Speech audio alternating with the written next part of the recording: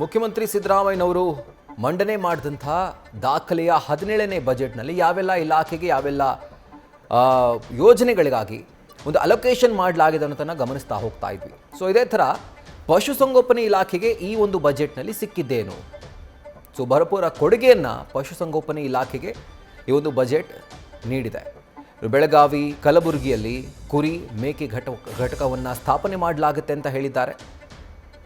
ಬೋಯರ್ ಮೇಕೆ ತಳಿ ಸಂವರ್ಧನಾ ಕೇಂದ್ರವನ್ನು ಸ್ಥಾಪನೆ ಮಾಡಲಾಗುತ್ತೆ ಅಂತ ಹೇಳಿದ್ದಾರೆ. ಜಾನುವಾರು ಸಂತಾನೋತ್ಪತ್ತಿ ಸಮಸ್ಯೆ ನಿವಾರಣೆಗೆ ರೈತರಿಗೆ ಶಿಬಿರವನ್ನು ಕೈಗೊಳ್ಳಲಾಗುತ್ತೆ. ಹೀಗಾಗಿ ಅದಕ್ಕೆ ಏನೆಲ್ಲ ಖರ್ಚು ವೆಚ್ಚ ತಗುಲುತ್ತೋ ಅದನ್ನು ಕೂಡ ಬಜೆಟ್ನಲ್ಲಿ ನಾವು ಅಲೋಕೇಟ್ ಮಾಡಿದ್ದೀವಿ ಅನ್ನುವಂಥದ್ದನ್ನು ಅವರು ಇವತ್ತಿನ ಬಜೆಟ್ ಸ್ಪೀಚ್ನಲ್ಲಿ CM ಹೇಳಿದ್ದಾರೆ. ಪ್ರಥಮವಾಗಿ ಜಾನುವಾರುಗಳಿಗೆ CT ಸ್ಕ್ಯಾನಿಂಗ್ ಕೇಂದ್ರವನ್ನು ಸ್ಥಾಪನೆ ಮಾಡಲಾಗುತ್ತೆ ಸರ್ಕಾರದ ವತಿಯಿಂದ ಅನ್ನುವಂಥದ್ದು ಒಂದು ರೀತಿಯಾಗಿ ಇನೋವೇಟಿವ್ ಥಾಟ್. 2 ಕಡೆ ಶ್ವಾನ ಸಂತಾನ ನಿಯಂತ್ರಣ ಕೇಂದ್ರವನ್ನು ಸ್ಥಾಪನೆ ಮಾಡಲಾಗುತ್ತೆ ಅನ್ನೋದನ್ನು ಮೆನ್ಷನ್ ಮಾಡಿದ್ದಾರೆ. ಸೊ CT ಸ್ಕ್ಯಾನಿಂಗ್ ಕೇಂದ್ರವನ್ನು ಪ್ರಥಮವಾಗಿ ಜಾನುವಾರುಗಳಿಗೆ ಎಸ್ಟಾಬ್ಲಿಷ್ ಮಾಡ್ತಿರುವಂಥದ್ದು. ಇನ್ಫ್ಯಾಕ್ಟ್ ಈ ಒಂದು ಪಶುಸಂಗೋಪನಾ ಇಲಾಖೆಗೆ ಸಿಕ್ಕಿರುವಂಥ ಒಂದು ಪಾಲೇನಿದೆ ಬಜೆಟ್ನಲ್ಲಿ, ಇದರಲ್ಲಿ ಅತಿ ಮುಖ್ಯವಾಗಿರುವಂಥ ಒಂದು ಘೋಷಣೆ ಇದು.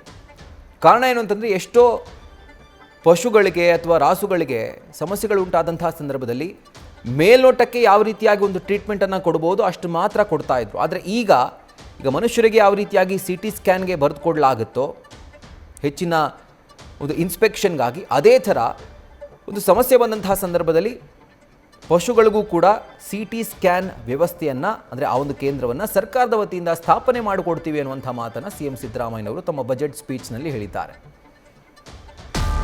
ಇನ್ನು CM ಸಿದ್ದರಾಮಯ್ಯ ಅವರನ್ನು ಅಹಿಂದ ಚಾಂಪಿಯನ್ ಅಂತ ಕರೀತಾರೆ. ಹಾಗಿದ್ರೆ ಸಮಾಜ ಕಲ್ಯಾಣ ಇಲಾಖೆ ಅತ್ಯಂತ ಪ್ರಮುಖವಾಗಿರುವಂಥ ಇಲಾಖೆ. ಈ ಇಲಾಖೆಗೆ ಈ ಬಜೆಟ್ನಲ್ಲಿ ಸಿಗ್ತಾ ಇರುವಂಥದ್ದೇನು? 18,612 ಕೋಟಿ ರೂಪಾಯಿಯನ್ನು ಸಮಾಜ ಕಲ್ಯಾಣ ಇಲಾಖೆಗೆ ಮೀಸಲಿಡಲಾಗಿದೆ. 75 ಲಕ್ಷ ವಿದ್ಯಾರ್ಥಿಗಳಿಗೆ 2,676 ಕೋಟಿ ರೂಪಾಯಿಗಳಷ್ಟು ಸ್ಕಾಲರ್ಶಿಪ್ಪನ್ನು ನೀಡಲಾಗುತ್ತೆ. ಅಲ್ಪಸಂಖ್ಯಾತರ ಕಾಲೋನಿ ಅಭಿವೃದ್ಧಿಗೆ 1,635 ಕೋಟಿ ರೂಪಾಯಿ ಅನುದಾನ ನೀಡಲಾಗುತ್ತೆ.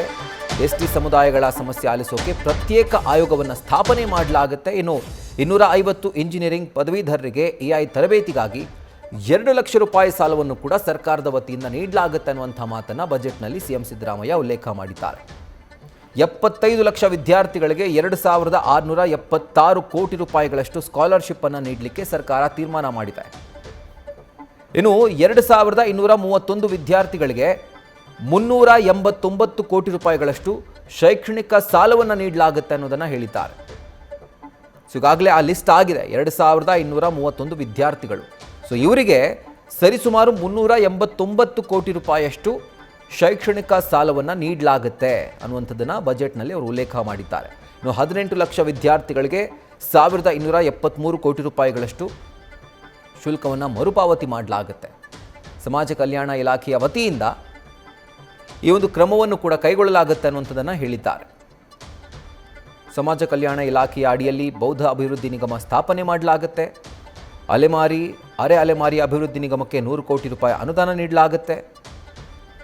ಕರ್ನಾಟಕ ಆದಿವಾಸಿ ಅಭಿವೃದ್ಧಿ ನಿಗಮವನ್ನು ಸ್ಥಾಪನೆ ಮಾಡಲಾಗುತ್ತೆ. ಹೀಗಾಗಿ ಅನೇಕ ಯೋಜನೆಗಳನ್ನು ಸಮಾಜ ಕಲ್ಯಾಣ ಇಲಾಖೆಗೆ ಸಂಬಂಧಪಟ್ಟಂತೆ ಈಗ ಬಜೆಟ್ನಲ್ಲಿ ಮೆನ್ಷನ್ ಮಾಡಿರುವಂಥದ್ದು.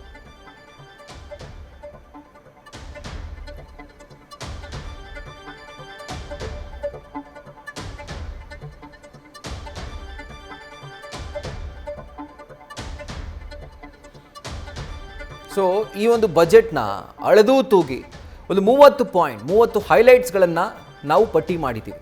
ಹಾಗಿದ್ರೆ ಈ ವರ್ಷದ ಬಜೆಟ್ನ ಟಾಪ್ 30 ಇನ್ಫ್ಯಾಕ್ಟ್ ಆ ಹೈಲೈಟ್ಸ್ಗಳು ಯಾವುದು ನೋಡ್ತಾ ಹೋದರೆ ಅವರ ಬಜೆಟ್ ಸ್ಪೀಚ್ನಲ್ಲಿ ಮೊದಲನೇದು ದೇಶದ GDPಯನ್ನೇ ನಮ್ಮ ಕರ್ನಾಟಕದ GDP ಹಿಂದಿಕ್ಕಿರುವಂಥದ್ದು. ಅದನ್ನು ಬಜೆಟ್ನಲ್ಲಿ CM ಸಿದ್ದರಾಮಯ್ಯನವರು ಉಲ್ಲೇಖ ಮಾಡಿದ್ದಾರೆ. ದೇಶದ GDP 7.4ರಷ್ಟಿದೆ.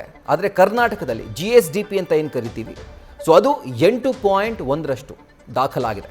ಸೊ ಇದನ್ನು ಬಜೆಟ್ ಸ್ಪೀಚ್ನಲ್ಲಿ CM ಸಿದ್ದರಾಮಯ್ಯನವರು ಒತ್ತಿ ಹೇಳಿರುವಂಥದ್ದು. ದೇಶದ GDPಗಿಂತ ರಾಜ್ಯದ GSDP ಜಾಸ್ತಿ ಇದೆ, ಆ ಒಂದು ರೇಟ್ ಜಾಸ್ತಿ ಇದೆ ಅನ್ನೋದನ್ನು ಮೆನ್ಷನ್ ಮಾಡಿದ್ದಾರೆ. ಇನ್ನು ಎರಡನೇ ಹೈಲೈಟ್, ಗೃಹಲಕ್ಷ್ಮಿ ಯೋಜನೆಗೆ 28,608 ಕೋಟಿ ರೂಪಾಯಿಯನ್ನು ಮೀಸಲಿಡಲಾಗಿರುವಂಥದ್ದು. ಕರ್ನಾಟಕ ಸರ್ಕಾರದ ಫ್ಲ್ಯಾಗ್ಶಿಪ್ ಇವೆಂಟ್ ಇದು, ಫ್ಲ್ಯಾಗ್ಶಿಪ್ ಯೋಜನೆ. ಇದಕ್ಕೆ 28,608 ಕೋಟಿ ರೂಪಾಯಿಯನ್ನು ಈಗ ಅಲೋಕೇಟ್ ಮಾಡಲಾಗಿದೆ. ಇನ್ನು ಮೂರನೇದು ಪ್ರಮುಖವಾಗಿ, ಇನ್ಫ್ಯಾಕ್ಟ್ ಪ್ರತಿಯೊಬ್ಬರು ಕೂಡ ಒಪ್ಕೊಳ್ಳೇಬೇಕಾದಂಥ ಒಂದು ಹೈಲೈಟ್ ಇದು. 16 ವರ್ಷದೊಳಗಿನ ಮಕ್ಕಳಿಗೆ ಸೋಷಿಯಲ್ ಮೀಡಿಯಾ ಬಳಕೆಯನ್ನು ನಿಷೇಧ ಹೇರಲಾಗಿರುವಂಥದ್ದು. ಮಕ್ಕಳು ಕೂಡ ಈಗ ಆಗಲೇ ನಾವು ಗಮನಿಸ್ತಾ ಇದ್ವಿ, ನಮ್ಮ ಪ್ರತಿನಿಧಿಗಳು ಮಾತನಾಡಿಸ್ತಿರುವಂತಹ ಸಂದರ್ಭದಲ್ಲಿ ಹೇಳ್ತಾ ಇದ್ರು ಒಳ್ಳೆ ನಿರ್ಧಾರ ಇದು ಅಂತ ಹೇಳಿ. ಇನ್ನು ನಾಲ್ಕನೇದು, ಶಾಲಾ ಕಾಲೇಜುಗಳಲ್ಲಿ ಖಾಲಿ ಇರುವಂಥ 15,000 ಬೋಧಕ ಹುದ್ದೆಗಳನ್ನು ಭರ್ತಿ ಮಾಡ್ತೀವಿ ಅನ್ನುವಂಥದ್ದನ್ನು ಈ ಒಂದು ಬಜೆಟ್ನಲ್ಲಿ ಸಿಎಂ ಸಿದ್ದರಾಮಯ್ಯ ಹೇಳಿದ್ದಾರೆ. ಇನ್ನು ಪದವಿ ಇಂಜಿನಿಯರಿಂಗ್ ಕಾಲೇಜುಗಳಲ್ಲಿ 2,000 ಬೋಧಕ ಹುದ್ದೆಗಳನ್ನು ಭರ್ತಿ ಮಾಡೋದಾಗಿ ಕೂಡ ಅವರು ತಿಳಿಸಿದ್ದಾರೆ. ಶೈಕ್ಷಣಿಕ ಮತ್ತು ಸಾಮಾಜಿಕ ದೌರ್ಜನ್ಯ ತಡೆಗೆ ರೋಹಿತ್ ವೇಮುಲ ಕಾಯ್ದೆಯನ್ನು ಜಾರಿಗೆ ತರಲಾಗುತ್ತೆ ಅನ್ನುವಂಥದ್ದನ್ನು ಬಜೆಟ್ ಸ್ಪೀಚ್ನಲ್ಲಿ ಸಿಎಂ ಸಿದ್ದರಾಮಯ್ಯ ಉಲ್ಲೇಖ ಮಾಡಿದ್ದಾರೆ. 18 ವರ್ಷದ ಒಳಗಿನ ಮಕ್ಕಳ ಡಯಾಬಿಟಿಸ್ ಚಿಕಿತ್ಸೆಗೆ ಉಚಿತ ಇನ್ಸುಲಿನ್ ಅನ್ನು ಸರ್ಕಾರದ ವತಿಯಿಂದ ನೀಡಲಾಗುತ್ತೆ. ಆರೋಗ್ಯ ಇಲಾಖೆ ಅದರ ಮೇಲ್ವಿಚಾರಣೆಯನ್ನು ಮಾಡುತ್ತೆ ಅಂತ ಹೇಳಿದ್ದಾರೆ. ಇನ್ನು ಆರೋಗ್ಯ ಇಲಾಖೆಯಲ್ಲಿ ಖಾಲಿ ಇರುವಂಥ 2,500 ಹುದ್ದೆಗಳ ಭರ್ತಿಗೆ ರಾಜ್ಯ ಸರ್ಕಾರ ಮುಂದಾಗಿದೆ. ಕಾರವಾರ, ಯಾದಗಿರಿಯಲ್ಲಿ 100 ಕೋಟಿ ರೂಪಾಯಿ ವೆಚ್ಚದಲ್ಲಿ ಸೂಪರ್ ಸ್ಪೆಷಾಲಿಟಿ ಆಸ್ಪತ್ರೆ ನಿರ್ಮಾಣ ಮಾಡಲಾಗುತ್ತೆ ಅನ್ನೋದನ್ನು ಹೇಳಿದ್ದಾರೆ. ಕಾರವಾರ ಭಾಗದಲ್ಲಿ ಮಲ್ಟಿ ಸ್ಪೆಷಾಲಿಟಿ ಆಸ್ಪತ್ರೆಗೆ ಒಂದು ದೊಡ್ಡ ಕೂಗಿತ್ತು. ಸೊ ಸರ್ಕಾರ ಈ ಬಾರಿ ಅದಕ್ಕೆ ಕಿವಿಯಾಗಿದೆ ಅನ್ನೋ ರೀತಿಯಲ್ಲಿ ಕಾಣಿಸ್ತಾ ಇದೆ. ವಿಕ್ಟೋರಿಯಾ ಆಸ್ಪತ್ರೆಗೆ ಶಾಂತವೇರಿ ಗೋಪಾಲಗೌಡ ಆಸ್ಪತ್ರೆ ಅಂತ ಮರುನಾಮಕರಣ ಮಾಡಲಾಗುತ್ತೆ ಅನ್ನೋದನ್ನು ಹೇಳಿದ್ದಾರೆ. ಇನ್ನು ITI ಕೋರ್ಸ್ ಮಾಡೋರಿಗೆ ಪದವಿ ಪೂರ್ವ ಪ್ರಮಾಣ ಪತ್ರವನ್ನು ವಿತರಣೆ ಮಾಡ್ತೀವಿ ಅಂತ ಹೇಳಿದ್ದಾರೆ. ಇನ್ನು ರಾಜಧಾನಿ ಬೆಂಗಳೂರಿನ ವಿಷಯಕ್ಕೆ ಸಂಬಂಧಪಟ್ಟಂತೆ 158 ಕಿಲೋಮೀಟರ್ ಉದ್ದದ ರಸ್ತೆಗಳ ವೈಟ್ ಟಾಪಿಂಗ್ ಕಾರ್ಯವನ್ನು ಮಾಡಲಾಗುತ್ತೆ. ಅಂದರೆ ಇರುವಂಥ ರಸ್ತೆಗಳನ್ನು ವೈಟ್ ಟಾಪಿಂಗ್ ಮಾಡಿ ಅವನ್ನು ಇಂಪ್ರೂವ್ ಮಾಡುವಂಥ ನಿಟ್ಟಿನಲ್ಲಿ ಸರ್ಕಾರ ಕ್ರಮವನ್ನು ಕೈಗೊಂಡಿದೆ. 158 ಕಿಲೋಮೀಟರ್ ಉದ್ದದ ರಸ್ತೆಗಳು. ಇನ್ನು ಈ ವರ್ಷ 41 ಕಿಲೋಮೀಟರ್ ಮೆಟ್ರೋ ಮಾರ್ಗ ಪೂರ್ಣಕ್ಕೆ ಯೋಜನೆಯನ್ನು ಹಾಕ್ಕೊಳ್ಳಲಾಗಿದೆ. ಸೊ ಅದರಲ್ಲಿ ಎಷ್ಟು ರೀಚ್ ಆಗ್ತೀವಿ ಗೊತ್ತಿಲ್ಲ, ಬಟ್ ಅಲೋಕೇಶನ್ ಅಂತೂ ಆಗಿದೆ, ಘೋಷಣೆ ಅಂತೂ ಆಗಿದೆ. ಇನ್ನು ಎಲೆಕ್ಟ್ರಿಕ್ ವಾಹನಗಳ ಖರೀದಿ ಹಾಗೂ ಬಳಕೆ ಇದನ್ನು ಉತ್ತೇಜನೆ ಮಾಡಲಿಕ್ಕೆ 1,250 ಚಾರ್ಜಿಂಗ್ ಪಾಯಿಂಟ್ಗಳನ್ನು ಸುಮಾರು 780 ಅಥವಾ 70 ಕೋಟಿ ರೂಪಾಯಿ ಆಸುಪಾಸಿನ ವೆಚ್ಚದಲ್ಲಿ ಇದನ್ನು ನಾವು ಸ್ಥಾಪನೆ ಮಾಡ್ತೀವಿ ಎನ್ನುವಂಥ ಮಾತನ್ನು ಸಿಎಂ ಸಿದ್ದರಾಮಯ್ಯನವರು ಹೇಳಿದ್ದಾರೆ. ಬೆಳಗಾವಿಯಲ್ಲಿ 1,000 ಎಕರೆ ಪ್ರದೇಶದಲ್ಲಿ ಕೈಗಾರಿಕಾ ಪಾರ್ಕ್ ಅಭಿವೃದ್ಧಿಪಡಿಸ್ತೀವಿ. ಅದರ ಜೊತೆಗೆ ಪ್ರತಿ ಕೆಜಿ ರೇಷ್ಮೆ ಗೂಡಿಗೆ ಇರುವಂಥ 10 ರೂಪಾಯಿ ಸಾಗಾಣಿಕಾ ವೆಚ್ಚವನ್ನು 20 ರೂಪಾಯಿಗೆ, ಅಂದರೆ ಆ ಪ್ರೋತ್ಸಾಹಧನವನ್ನು ಹೆಚ್ಚಳ ಮಾಡ್ತೀವಿ ಅನ್ನುವಂಥದ್ದನ್ನು ಹೇಳಿದ್ದಾರೆ. ರಾಮನಗರ, ಶಿಡ್ಲಘಟ್ಟ, ಹಾವೇರಿ, ತಾಂಡವಪುರ, ಕಲಬುರಗಿ ಪ್ರಮುಖವಾದಂಥ ಒಂದು ಸೆಂಟರ್ಗಳು. ಸೊ ಇಲ್ಲಿ ಸಿಲ್ಕ್ ಪಾರ್ಕ್ಗಳ ಸ್ಥಾಪನೆ ಮಾಡಲಾಗುತ್ತೆ ಅನ್ನೋದನ್ನು ಹೇಳಿದ್ದಾರೆ. ರಾಜ್ಯದಲ್ಲಿ ಪ್ರಪ್ರಥಮವಾಗಿ ಆಗಲೇ ಹೇಳ್ತಾ ಇದೆ, ಜಾನುವಾರುಗಳಿಗೆ CT ಸ್ಕ್ಯಾನಿಂಗ್ ವ್ಯವಸ್ಥೆಯನ್ನು, ಅಂದರೆ CT ಸ್ಕ್ಯಾನಿಂಗ್ ಮಾಡುವಂಥ ಕೇಂದ್ರಗಳನ್ನು ಸ್ಥಾಪನೆ ಮಾಡಲಾಗುತ್ತೆ ಅನ್ನೋದನ್ನು ಹೇಳಿದ್ದಾರೆ. ಪಶುಸಂಗೋಪನಾ ಇಲಾಖೆ ಇದರ ಮೇಲ್ವಿಚಾರಣೆಯನ್ನು ಮಾಡುತ್ತೆ. ಇನ್ನು ಬೆಂಗಳೂರು, ಬೀದರ್ ವಿವಿಯ ಪಶು ಆಸ್ಪತ್ರೆಗಳಲ್ಲಿ ಈ ಒಂದು CT ಸ್ಕ್ಯಾನಿಂಗ್ ಕೇಂದ್ರವನ್ನು ತೆರೆಯಲಾಗುತ್ತೆ. ಬೆಂಗಳೂರು, ಬೀದರ್ನಲ್ಲಿ ಶ್ವಾನ ಸಂತಾನ ನಿಯಂತ್ರಣ ಕೇಂದ್ರ ಎಲ್ಲಿ ಅತಿ ಹೆಚ್ಚು, ಇನ್ಫ್ಯಾಕ್ಟ್ ಬೆಂಗಳೂರಿನಲ್ಲಿ ಬೀದಿ ನಾಯಿಗಳ ಒಂದು ಹಾವಳಿ ಹೆಚ್ಚಿದೆ. ಉತ್ತರ ಕರ್ನಾಟಕ ಭಾಗದಲ್ಲೂ ಕೂಡ ಈ ಒಂದು ಪ್ರಾಬ್ಲಮ್ ಇದೆ. ಹೀಗಾಗಿ ಬೆಂಗಳೂರು ಹಾಗೂ ಬೀದರ್ನಲ್ಲಿ ಶ್ವಾನ ಸಂತಾನ ನಿಯಂತ್ರಣ ಕೇಂದ್ರವನ್ನು ಸ್ಥಾಪನೆ ಮಾಡಲಾಗುತ್ತೆ ಅನ್ನೋದನ್ನು ಬಜೆಟ್ನಲ್ಲಿ ತಿಳಿಸಿದ್ದಾರೆ. ಇನ್ನು ಬೆಳಗಾವಿ, ದಾವಣಗೆರೆ, ಹುಬ್ಬಳ್ಳಿ, ಚಿಕ್ಕಮಗಳೂರಲ್ಲಿ ಮತ್ಸ್ಯ ದರ್ಶಿನಿ ಸ್ಥಾಪನೆ ಮಾಡಲಾಗುತ್ತೆ. ಮೀನುಗಳ ಆಹಾರ ಅಥವಾ ಈ ಸೀ ಫುಡ್ ಆ್ಯನಿಮಲ್ಸ್ ಏನಿದಾವೆ, ಪ್ರಾಣಿಗಳು ಅಥವಾ ಜೀವಿಗಳು, ಅವುಗಳ ಆಹಾರಕ್ಕಾಗಿ ಈ ಒಂದು ಮತ್ಸ್ಯ ದರ್ಶಿನಿಯನ್ನು, ಅಂದರೆ ಯೋಜನೆಯನ್ನು ರಾಜ್ಯ ಸರ್ಕಾರ ಜಾರಿಗೆ ತರ್ತಾ ಇರುವಂಥದ್ದು. 38 ಲಕ್ಷ ರೈತರಿಗೆ ಶೂನ್ಯ ಬಡ್ಡಿ ದರದಲ್ಲಿ 30,000 ಕೋಟಿ ರೂಪಾಯಿ ಸಾಲವನ್ನು ರಾಜ್ಯ ಸರ್ಕಾರ ನೀಡ್ತಾ ಇದೆ. ಮೈಸೂರು, ಹುಬ್ಬಳ್ಳಿಯಲ್ಲಿ ವಾಣಿಜ್ಯ ಸಂಕೀರ್ಣ ನಿರ್ಮಾಣ ಮಾಡಲಾಗುತ್ತೆ. ಜೊತೆಗೆ ಯಾರೆಲ್ಲ ನಾಗರಿಕರು ವೈಷ್ಣೋದೇವಿ ಯಾತ್ರೆಯನ್ನು ಕೈಗೊಳ್ಳಬೇಕು, ತೀರ್ಥಯಾತ್ರೆಯನ್ನು ಕೈಗೊಳ್ಳಬೇಕು ಅಂತ ಇದ್ದೀರೋ ಅವರಿಗೆ ರಾಜ್ಯ ಸರ್ಕಾರದ ವತಿಯಿಂದ 5,000 ರೂಪಾಯಿ ಸಹಾಯಧನ ಸಿಗ್ತಾ ಇದೆ. ಸಂತ ಶಿಶುನಾಳ ಶರೀಫರ ಹೆಸರಿನಲ್ಲಿ 10 ಹೊಸ ವಸತಿ ಶಾಲೆಗಳನ್ನು ಸ್ಥಾಪನೆ ಮಾಡಲಾಗುತ್ತೆ. 25 ಹೊಸ ಅಲ್ಪಸಂಖ್ಯಾತ ಮೆಟ್ರಿಕ್ ವಿದ್ಯಾರ್ಥಿ ನಿಲಯವನ್ನು ಸ್ಥಾಪನೆ ಮಾಡಲಾಗುತ್ತೆ.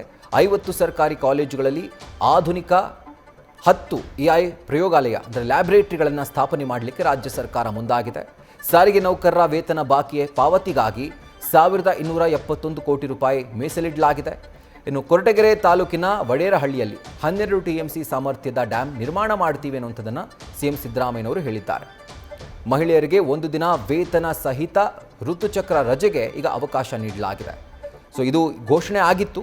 ಬಟ್ ಈಗ ಬಜೆಟ್ನಲ್ಲಿ ಅಧಿಕೃತವಾಗಿ ಸಿ ಎಂ ಸಿದ್ದರಾಮಯ್ಯನವರು ಉಲ್ಲೇಖ ಮಾಡಿದ್ದಾರೆ. ಸೊ ಇಷ್ಟು ಸಿ ಎಂ ಸಿದ್ದರಾಮಯ್ಯನವರ ದಾಖಲೆಯ 17ನೇ ಬಜೆಟ್ನ ಪ್ರಮುಖ ಹೈಲೈಟ್ಗಳು.